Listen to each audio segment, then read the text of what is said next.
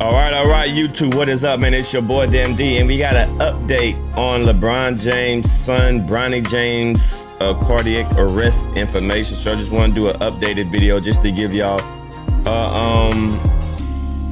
my reaction to the update. So let's get straight into it. Campus in Los Angeles tonight. And Natasha, what can you tell us about how Bronny is doing tonight?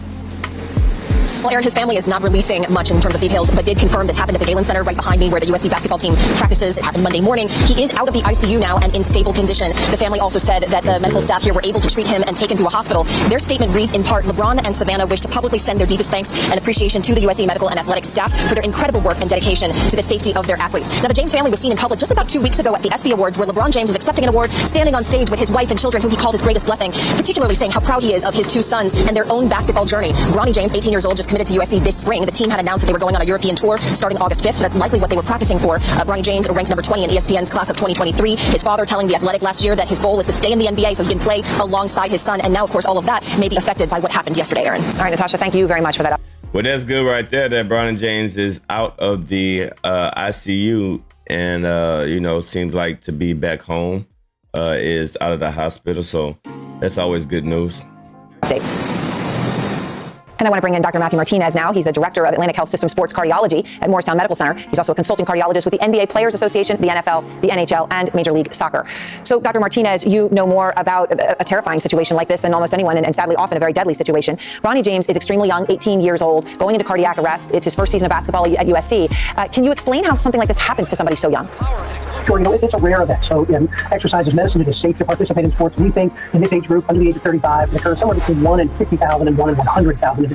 As you say, it's usually a young, otherwise healthy athlete. Now, we know that some athletes are higher risk than others. Men, more so than women. African-American men are the highest risk. In fact, African-American basketball players are the highest risk. So if you're playing basketball, football, or soccer, those are the highest risk sports. Men more than women, and African-American men seem to lead that risk. But these are rare events, no question. And so, in this context, Elon Musk comes out today weighing in on the COVID vaccine, saying that it could have been responsible for what happened to Bronny. He tweets, "We cannot ascribe everything to the vaccine, but by the same token, we cannot ascribe nothing. Myocarditis is a known side effect."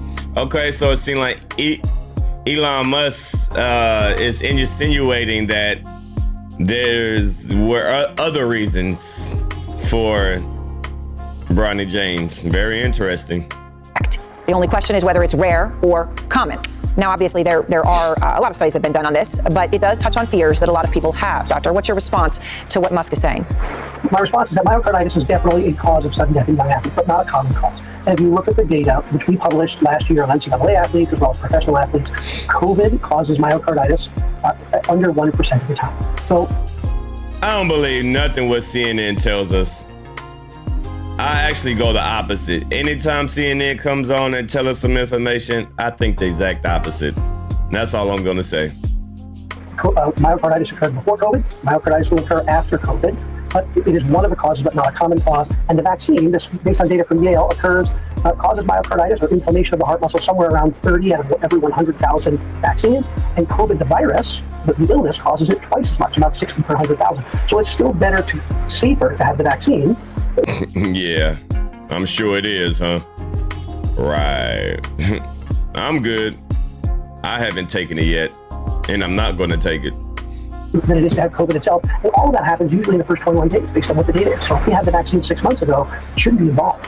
Right, which I think is important that you point out, and also those statistics that yes, it can cause it, but the virus itself causes it more often than the vaccine from the studies thus far. Bronny James is the second USC basketball player in the past year to suffer cardiac arrest, and of course, we all know about Demar Hamlin from the Buffalo Bills, collapsed at that football game. He was 24 years old. His heart just stopped. Obviously, he's recovering.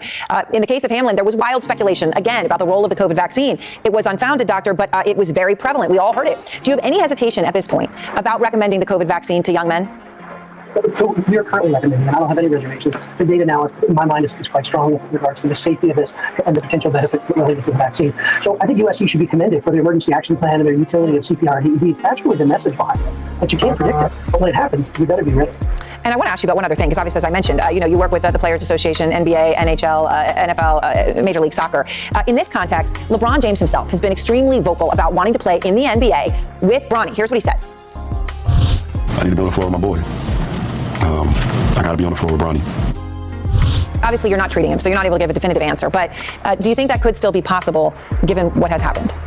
possible for sure. So the diagnosis matters, then we can develop a plan, and then we can talk about prognosis. We are actually publishing data on this, that in those with genetic heart disease, if anybody ends up having, a plan can be delivered. Yes, if you see as an expert, we come up with an exercise plan, and we develop that plan for safety, include all the stakeholders. Absolutely, this is an opportunity for Bronny to still play, but we have to decide what's wrong and come up with a therapy before we can tell you if that's safe or not. All right, well. All right, well, there we go, man. There's an update to LeBron James and Bronny's health condition. They are responding back to Elon Musk saying that it was caused by, by the thing. But they saying cap. And I'm calling cap on a cap. Anytime CNN tells you something, believe the opposite. That's all I'm gonna say. Y'all leave a comment down below. It's your boy DMD signing out.